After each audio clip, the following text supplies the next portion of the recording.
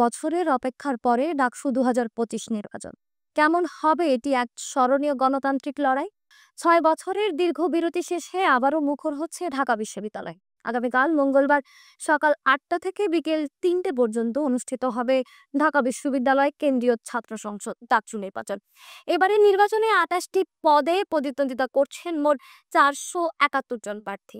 ডাকসু নির্বাচনকে ঘিরে গত সপ্তাহে হাইকোর্টে একটি রিটের পরিপ্রেক্ষিতে নির্বাচন স্থগিত হলেও পরে চেম্বার আদালতের আদেশে ভোট গ্রহণের পথে আইনি জটিলতা কাটিয়ে নির্বাচনী তফসিল অনুযায়ী প্রতিদ্বন্দ্বিতা করবেন প্রার্থীরা। ভোটকে কেন্দ্র করে সোমবার প্রচারণার শেষ দিনে ক্যাম্পাস ছিল উৎসব মুখর। প্রার্থীরা লিফলেট বিলি থেকে শুরু করে মতবিনিময় সভার মাধ্যমে শিক্ষার্থীদের সমর্থন আদায়ে ব্যস্ত সময় পার করেন। এ সময় পাকিস্তানের সাবেক অধিনায়ক মিসবাউল হকের ভিডিও বার্তা দিয়ে এক প্রার্থীর প্রচারণা বিশেষ আকর্ষণ তৈরি করে। শিক্ষার্থীদের একটি বড় অংশ বলছেন, শুধু নির্বাচন নয়, কার্যকর ডাকসু চাই, যা হলে বাসস্থান সংকট, সুবল খাবার, নিরাপত্তা পরিবহন ও নারী শিক্ষার্থীদের নিরাপত্তা নিশ্চিত করবে।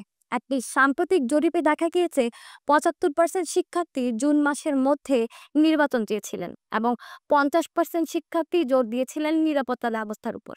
এবারের নির্বাচনে স্বতন্ত্র প্রার্থীদের শক্ত অবস্থান আলোচনার কেন্দ্রবিন্দু।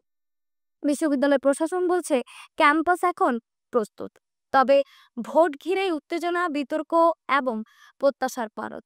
ডাকসু ছাত্র রাজনীতি এক মহাজ্ঞ কেবল একটি ভোট নয়, বরং এক পরিমার্জিত গণতন্ত্রের স্পন্দন। এবারে নির্বাচনের নিরাপত্তা ব্যবস্থা নজিরবিহীন। সেনা মোতায়েন, ভোট কেন্দ্র হলে না হলে রেখে একাডেমিক ভবনে সরানো, সিসিটিভি সংযুক্ত বুথ, এসব পদক্ষেপ নির্বাচনের স্বচ্ছতা ও বিশ্বাসযোগ্যতা নিশ্চিত করতে প্রশাসনের সদিচ্ছার প্রতিফলন। তবে সুষ্ঠু ও নিরপেক্ষ নির্বাচনের পাশাপাশি ভবিষ্যতে ডাকসু কার্যকর সক্রিয়তা রাখা জরুরি। ২০১৯ সালের অভিজ্ঞতা দেখিয়েছে, নির্বাচনের পর ডাকসু কার্যত অকার্যকর হয়ে পড়লে শিক্ষার্থীদের মধ্যে হতাশা তৈরি হয়।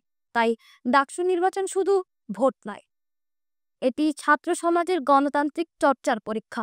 ফলাফল যাই হোক, শিক্ষার্থীরা আশা করছে এই ডাকসু হবে সত্যিকারের প্রতিনিধি, যাদের কাছে তারা তাদের সমস্যা ও স্বপ্ন নিয়ে যেতে পারবে।